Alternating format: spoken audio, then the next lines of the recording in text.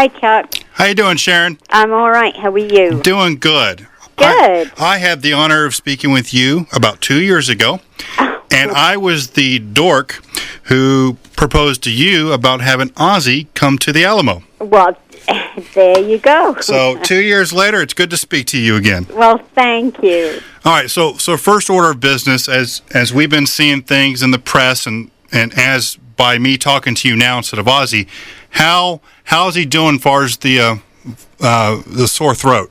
It's better. It's much, much better. It's actually allergies. Ozzy suffers terribly, terribly from hay fever. And through the summer when he's outdoors, it really gets him, and it turns into like an asthma, but he's much better. Okay. Now, I saw there's a story that there's a guy on tour with y'all, or supposed to be on tour, named Ron Anderson, who's trying to help him through this. What does a vocal coach do to help someone like Ozzy with the bad allergies? Well, when you get to, certain notes and certain things, he kind of like puts it in different keys for you and just teaches you, in fact, even with the shape of your mouth, how the notes come out. Very interesting. Yeah, it's very interesting, and Ron works with everyone in the industry. There isn't one lead singer that he doesn't work with, from, Chris Cornell. I mean, everybody uses them. Wow, it's very interesting. Very interesting. All right, let's get to some of the order of Ozzfest. Tell me something about the interactive festivities. What's something that's different than last year? Well, we don't like to do anything different because that's what's Ozzfest. We're like a dinosaur, and people don't want dinosaurs to change, and we don't want to change. Okay, all right. So fans can expect the same great atmosphere, carnival-like this and that. Exactly. We've got a great concourse area. We've got, great new acts on the second stage, and it just, we truck on as usual. Okay, all right. Tell me a little bit about Black Sabbath's set list. We getting any surprises, or are we just getting pounding out the hits? I'm not telling you nothing. Come on. I need something. All right, I tell you, they do not open with War Pigs. How about that? Okay, fair enough. I'll take what I can get. Okay. All right, you as the matriarch of Ozzfest, what's been your favorite memory of this traveling circus for the last 10 years? What's one thing that stands out as wow? The crowds. Every year it's the crowds. When you look out and you see those people, I mean, Ozzy just played Los Angeles on Saturday, and you just look out and you see the sea of people, and it's just amazing. And also, because it's the 10th anniversary, we were counting up how many bands have been on the festival, and we've had over 220 artists on Ozzfest. Wow. Do you think there's ever going to be anything to commemorate 10 years of Ozzfest, like a DVD or anything, something like that? No, we would have done it. It's our 10th year this year, and we would have done it. No, we just want to keep doing what we do. Okay. Now, as it's been reported, this is Ozzy's final year, but obviously Ozzfest will continue on. How do you imagining it moving forward without Ozzy at the helm, say next year, the year after? Well, Ozzy is, to put the record straight, Ozzy will not do the whole tour. He will probably do about 5 shows next year.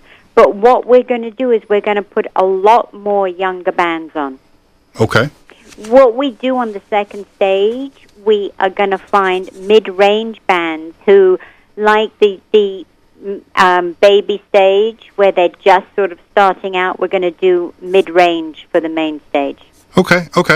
That makes sense. I understand about all that.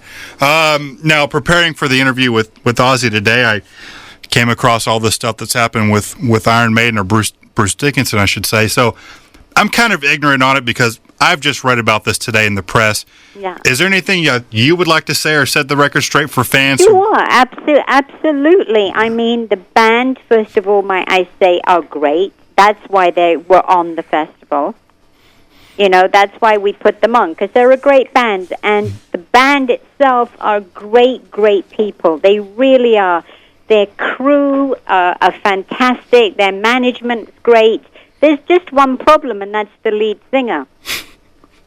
That's what I've heard. Yeah, that's the only problem with them. Sings great. I mean, you cannot say he's not a good singer. Great singer. Mm-hmm. But the guy is just, I can't swear on the air, so... I can bleep it if you want. Well, he's just an egotistical prick, and he thinks that he talks to nobody, he acknowledges nobody, no other artist. He just totally ignores his peers, and he thinks it's all about him.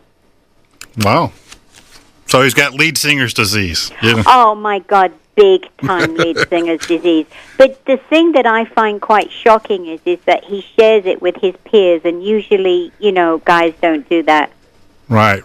And, wow. The band are such a delight. The bass player, Steve Harris, mm-hmm. yesterday came and apologized to Ozzy before the show, and he's such a gentleman. And, you get this idiot going on about reality shows, and I don't need reality shows to be legit, and all of this. My husband was legit before this guy even bought a record. Right.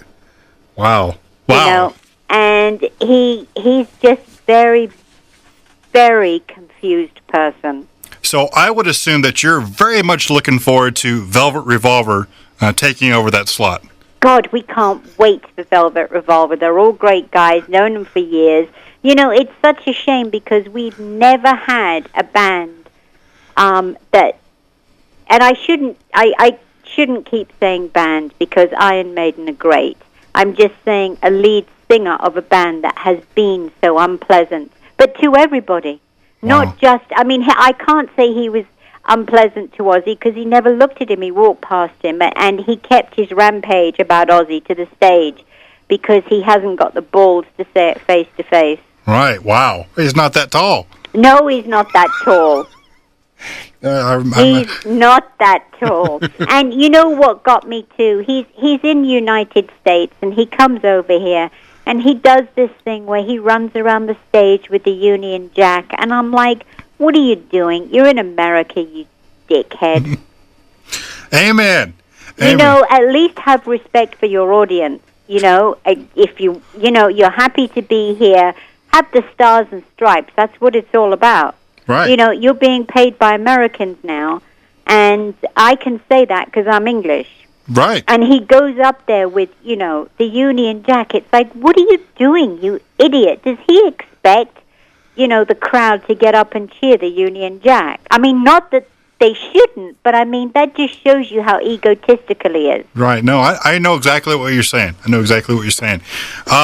Okay, on to a more pleasant topic, I hope. As we understand that Ozzy's looking for guitarists to record some music.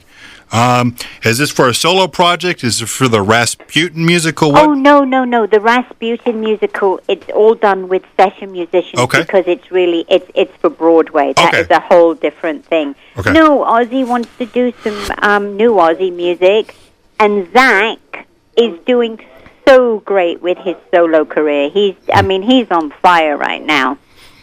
And, he's just off doing his own thing, and so Ozzy needs a guitar player. Oh, so you're thinking more or less for touring or just writing in the studio? Right now it's one step at a time, the studio. Right. Okay, well, that's fair enough. All right, and I think I'm almost out of time. I want to make sure. Okay, so after Ozzfest is done and over with, what's the plans for Sharon and Ozzy?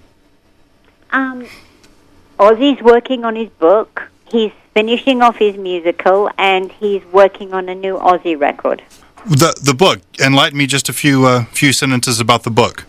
Yeah, Ozzy's finally agreed to do his autobiography. Awesome. So it's in the process, maybe next year sometime? Next year it's coming out, absolutely. He starts work on it in January, and it's going to be on Warner Brothers Books.